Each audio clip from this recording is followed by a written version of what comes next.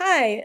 So my presentation proposal, my exciting presentation, is about boredom and why it's so important to education today. I take my title from Tyga's quintessential COVID era classic, Bored in This House, which some of you might know. My proposal is called Bored in This Class, helping students learn from boredom. And it's important that we talk about COVID a little bit because boredom did rise. The studies show us that boredom rose for students, teenagers, and young adults quite a bit during COVID.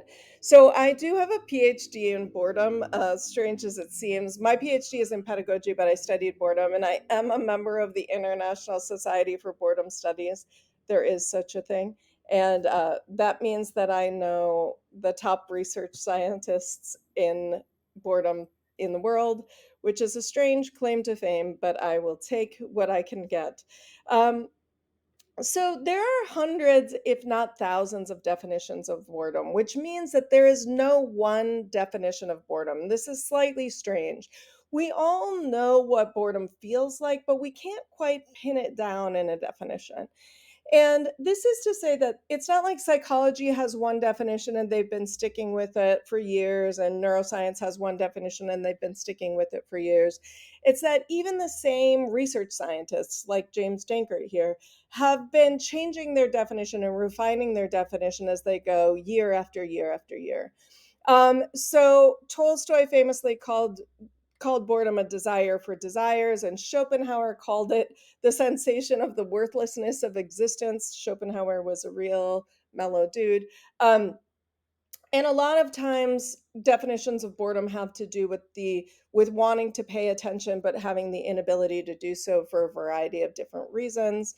But one of the things that holds all of these definitions together is there's always this desire for something. So this is what I like about Dankert's definition. Boredom is a state of wanting, not of apathy. This is why we express boredom with agitation, restlessness, and even hostility. And you'll see this. Anyone who works with students and asks them what they mean when they say that they're bored, you'll see this. They usually respond with some sort of anger and agitation, not just like laziness or apathy. Um, so a student, if you give them a text to read, they might say, "This book is so stupid, it has nothing to do with me," or something like that. And this is a key reason that students might express boredom. They feel excluded, they feel stupid, they might feel confused.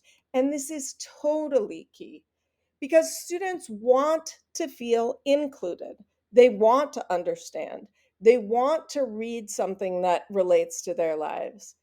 So, to simplify, as instructors, we can either help them make connections between the text and their experiences, or we can choose texts that better relate to their experiences. Although every student is different, so it's kind of hard to find one text that relates to every student. Um, in reality, and the research does bear this out, most of the time the thing a bored student wants is a sense of meaning and control in their lives or in the situation, which we often call a sense of agency. So, as you see here, a lot of times a student is distracted by a sense of duress, and this can actually lead to a sense of boredom. This can be public duress like COVID or police violence, or it might, of course, be a sense of private duress in their own lives. And this student also usually wants more agency as well. There are ways that we can help the student with this without asking them to reveal things they'd prefer to keep to themselves. And there are a number of other reasons that students may feel bored, some of which are listed here. But the first step is to get students to pinpoint the source of their boredom, the source of the feeling of boredom. So the presentation would be this. First of all, I propose to talk about how students can become more aware about what's going on when they're bored.